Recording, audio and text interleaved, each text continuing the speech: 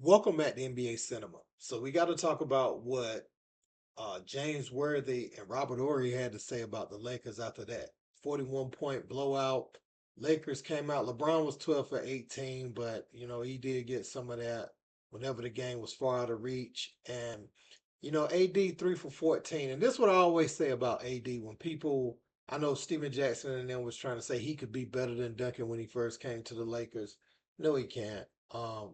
We saw these type of games from AD in New Orleans, just inexplicable games like this where you 3 for 14. They wasn't on TV as much, so people ignored it and they could really key in on the 40 and 20 nights because that's what Sports Center showed. But he had games like this throughout his career, and this is why he can't just go ahead and be that guy for your franchise. You know how people say he need to take the keys. That's not AD. AD was comfortable with LeBron being the guy still, at the peak of his athletic powers, and he could just let his talent shine. But for him to go be your dog and lead you night in and night out, has never been his MO. So we're gonna listen to what James Worthy had to say. He called out everybody. I saw JJ say he was embarrassed and all that. Say he take the blame. You was talking junk about Darvin Ham. What happened? So let's listen to what these Lakers legends got to say, man. It's really no words to explain it other than it's embarrassing. It's embarrassing. This team came out of the box early season against some subpar teams, and they were able to win, and I think that kind of gave us hope. But since they've hit the teams that mean something, yeah, it's pretty bad when you're going to lose games in the NBA. But how they've been losing, it's unacceptable on the effort part. You're going to miss buckets. Offensively, you're going to have bad nights. But defensively, if you're not challenging mentally and physically your opponent, they're going to run over you. Like Miami's a serious team. And so I don't know, man. This trend is not cool, and it's just not cool. I mean, they need to get on the bus tonight and get some White Castle burgers and drive to Atlanta. And they need to think about who they are and what they need to do, because what they're doing right now ain't even close to Laker basketball. Not even close. To me, when you watch how the Lakers have played the last couple of games, it reminds me of some teams when they're mad at the coach and they're trying to get him fired. And it's just what it looks like, man. And I know they love JJ, and I'm not saying that they're trying to get him fired, but it just looks like an uninspired team. It reminds me of a team I played on when next thing you know, Dale Harris got fired. And we got Kerr, and then next thing you know, we win a couple of championships. But they need to find a way to find some type of spark, because the spark is not there. It's almost like, to me, I think about guys on that bench that can provide energy. There's not an energy guy on this bench.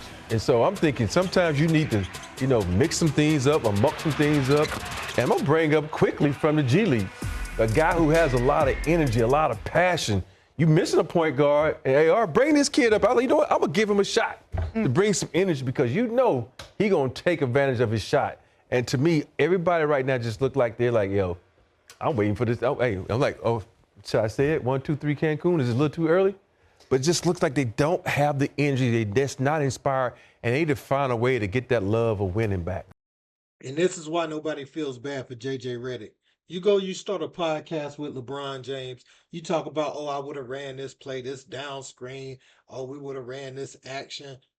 I don't know why y'all didn't do this, that, and the third with this personnel on the floor. And now you're in that position.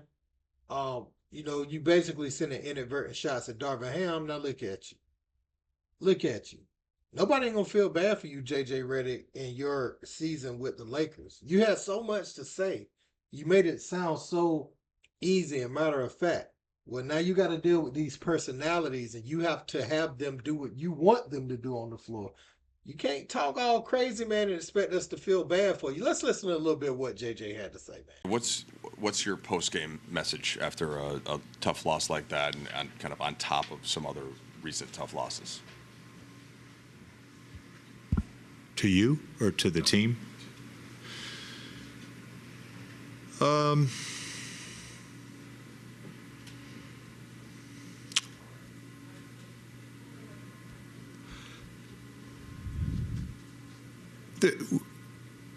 There has to be some ownership, and I think when a group is not performing well, which happens, and it happens to bad teams, it happens to good teams, it happens to great teams, you can splinter, and it's easy to not want the ownership, particularly when it's embarrassing. I'm embarrassed. We're all embarrassed. That's not. It's not a game that I thought we had the right fight, the right professionalism. You know, not sure what was lost in translation. There has to be some ownership on the court, and I'll take all the ownership in the world. This is my team, and I lead it, and I'm embarrassed, but I can't physically get us organized. I can't physically be into the basketball. I can't physically talk and call out reds and physically call out coverages, and it's, you know, I'm not, and by the way, I'm not blaming players. That's not, I own this. I own this, but gonna need some ownership on the court as well. You know, it's there's not a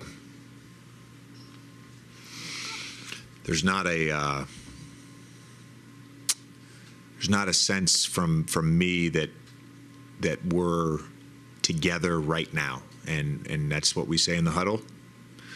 It doesn't feel that way. Doesn't feel that way. Okay, JJ, so you could say things in the huddle and the players actually not do it. So when Darvin Ham was trying to do that, you had Brian bumping him, you know, showing him up in front of the crowd. Nothing was said. Nothing was said back then. You know, but you have all the answers, right? You got all the answers. We need to see something. You got beat by 41 points, and Eric Spoelstra, that's your worst nightmare if you ain't got your troops ready. You know, Lakers got to get out of this funk, though. They got to get out of this funk. They do have a little more talent than they playing with right now. But again, this summer was about getting Bronny James on the team by any means necessary.